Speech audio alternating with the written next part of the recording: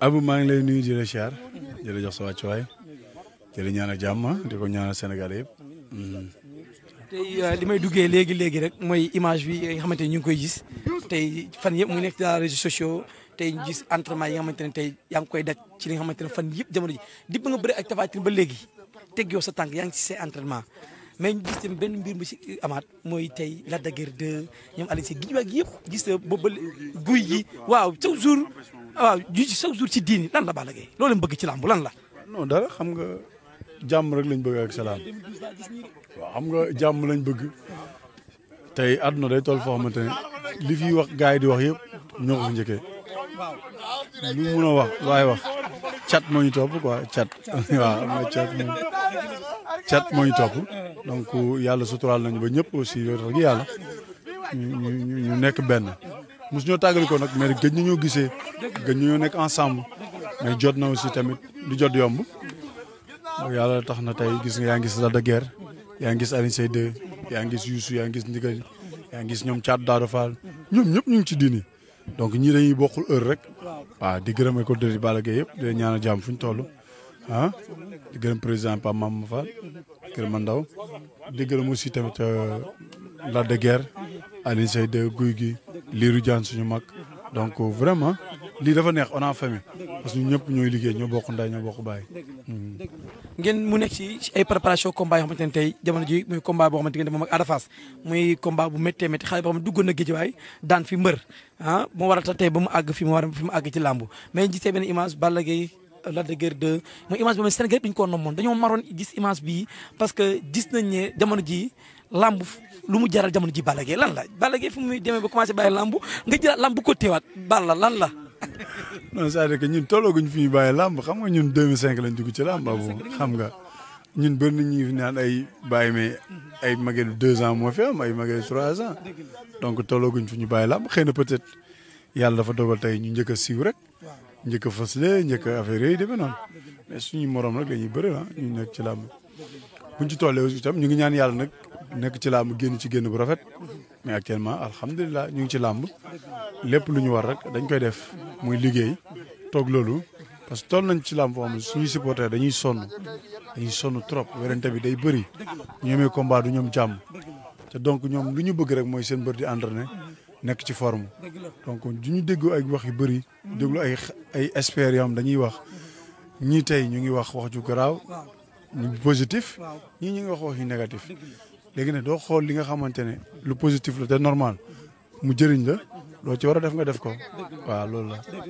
Balla Gaye mi ñu gisaat jamono ji ci làmb dafa mel ni dafa am lu mu soxlabaat ci biir làmb ji donc mooy le l'empereur de l'arène loolu àdduna yëpp xam nañ loolu mais dafa mel ni am nga loo bëggaat ci làmb ji jamono ji ñu toll Balla Gaye ma ñu gisoon mu ñuuloon kukk jamono ji lañ gisaat giñ nga leer rek ñuul entraînement bëgg ko rek. waa xam nga dañoo bëgg rek di bëggal suñu supporter dañu bëgg di bëggal suñu supporter parce que ñun toll nañ ci làmb boo xamante ne ak lu ñu def ci làmb suñu supporters yi vraiment dañoo war di bëgg waaw ñun dinañ jëmee ba toog ba saytu ko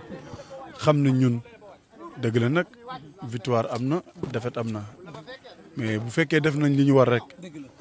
ah li yàlla maye mu koy maye ba léegi xam nañ ne wax dëgg yàlla buñ ci nekkee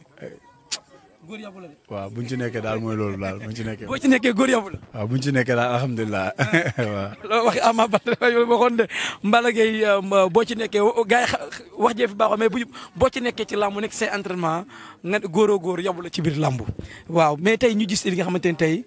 am combat boo xam ne dafa am muy combat royal ci diggante Siteu ak am muy Modou Lo tey que ñu bëree bëri que ni ci ay wax ay information yi ñu dégg ne Balla Gaye jël na avance mois de juillet wala Balla Gaye jàpp nañu ko date mois de juillet day xaar te combat royal lay bëre lan la wax jooju. non ñun ñoo ngi toog di xaar peut-être yàlla dafa dogal rek amaguñu combat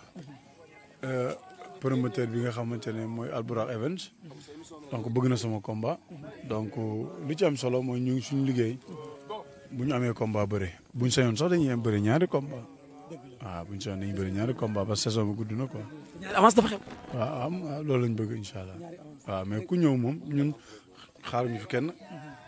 te li am solo mooy ñoom combat bëri daan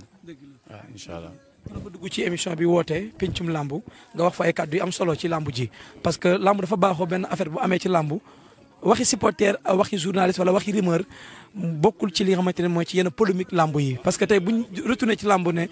am na nit ñoo xam ne ñu ngi ci Balla Gaye tey dañuy jàppale tey Siteu pour mu daan Modou Lo wala et cetera wala Balla Gaye dañ ko jox avance su Siteu wala et cetera loolu est-ce que am na ci lii wax débat yooyu. waaw non xam nga ñun toll nañ ci lamb foo xamante ne wax dëgg yàlla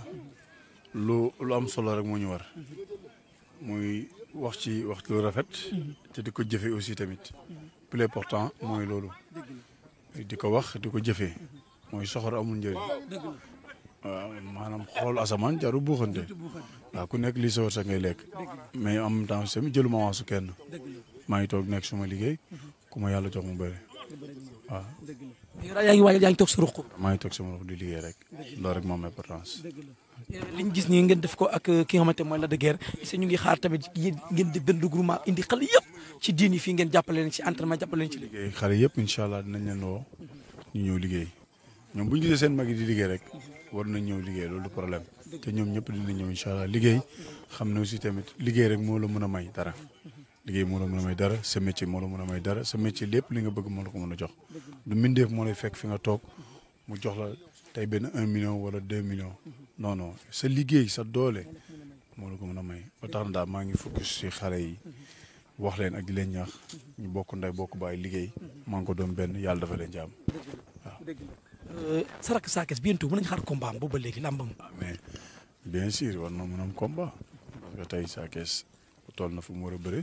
mais combat yi comme saison yi combat yi bëri dafa taxaw ba nii man mii di wax yow ma combat kenn donc xam naa bu match bi tasee te match bi léegi mu tas après combat yi na taxaw waaw loolu la waaw loolu. bëri na yoo de Omar. bëri na yoo kay. jërëjëf dama fay wax.